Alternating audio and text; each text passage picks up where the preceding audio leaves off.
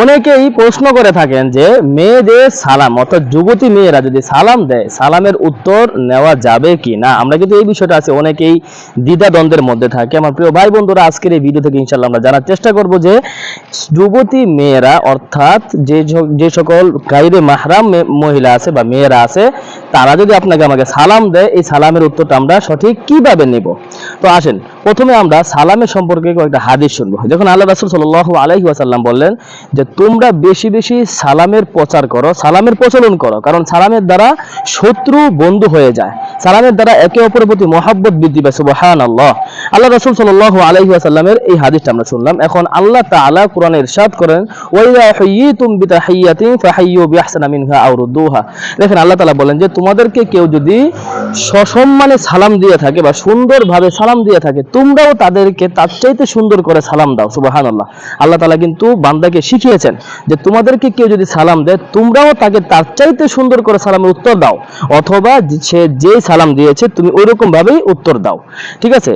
তো এখন এই সালামের এই বিষয়ে ফুকাহায়ে কেরামগণ তারা কিছু মত নিয়ে আসছে যে সকলের ক্ষেত্রেই কি সালাম মহব্বত বৃদ্ধি করবে বা মহব্বত বৃদ্ধি করলে কি কোনো গুনাহ বা কোনো ক্ষতি বা কোনো ক্ষতির কোনো আশঙ্কা হবে কিনা এই বিষয়টা কিন্তু ভাই আমরা অনেকে জানি না। দেখেন ফুকাহায়ে কেরামগণ বলেন যে মাহরাম মহিলা যারা আছেন, যদি মাহরাম হয় যেমন মা, বোন, খালা, ফুফু, এই সকল মহিলারা যদি আপনাকে সালাম দিয়ে থাকে তাদের সালামের উত্তর আপনি অবশ্যই নিতে পারবেন, আপনি আওয়াজেই নিতে পারবেন, কোনো প্রকার সমস্যাও হবে না। কিন্তু যদি আপনাকে যে মহিলা সালাম দিল সে যদি আপনার গায়রে মাহরাম হয়ে থাকে অর্থাৎ যার সঙ্গে আপনার দেখা করা জায়েজ নাই এরকম কেউ যদি দিয়ে থাকে তাহলে এখানে কয়েকটা সূরা আপনাকে অবশ্যই খেয়াল করতে হবে। দেখেন যদি ফিতনার আশঙ্কা থাকে অর্থাৎ কুচিন্তা, প্রলোভন অথবা আপনার খারাপ পরিবেশ, দেখেন একজন মানুষ আপনাকে সালাম দিয়েছে, একটা অপরিচিত মহিলা অর্থাৎ গায়রে মাহরাম আপনাকে সালাম দিয়েছে, আপনি যদি তার সালামের উত্তরটা নেন সেই ক্ষেত্রে হয়তো একটা ফিতনার একটা আশঙ্কা থাকতে পারে। আপনারা আশা করি বুঝতে পারছেন যে কিরকম ফিতনা হতে পারে। এরকম যদি আপনাকে সালাম দিয়ে থাকে তাহলে আপনি সালামের উত্তরটা নেবেন মনে মনে।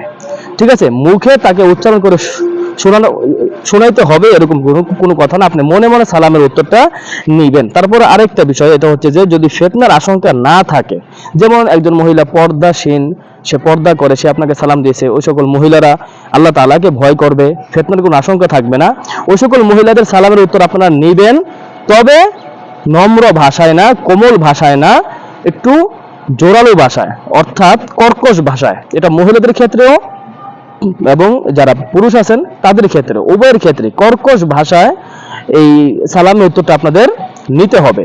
তাহলে আপনাদের কোনো ফিতনার আশঙ্কা থাকবে না, কোনো প্রকার ফিতনা ইনশাআল্লাহ এই সালামের বিনিময়ে থাকবে না।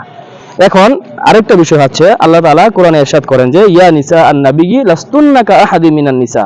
অর্থাৎ এই আয়াতের শেষ অংশে আল্লাহ তাআলা বলতেছেন অর্থাৎ হে নবী পত্নীগণ অর্থাৎ আল্লাহ রাসূল সাল্লাল্লাহু আলাইহি ওয়াসাল্লামের স্ত্রীগণকে আল্লাহ তাআলা বলতেছেন তোমরা যদি আল্লাহ তাআলাকে ভয় করো, তোমরা যদি আল্লাহ তাআলাকে ভয় করো তাহলে তোমরা তোমাদের আওয়াজকে অর্থাৎ তোমরা অন্য পরপুরুষের থেকে তোমাদের আওয়াজকে দূরে রাখো। দেখেন যেখানে আল্লাহ রাসূল সাল্লাল্লাহু আলাইহি ওয়াসাল্লামের স্ত্রীগণ অর্থাৎ আমাদের সম্মানিতা মাগণ তাদের জন্য যদি এত বড় এই আল্লাহ তাআলার নির্দেশ থাকে তাহলে আপনার আমার ক্ষেত্রে কি হতে পারে, তাই না?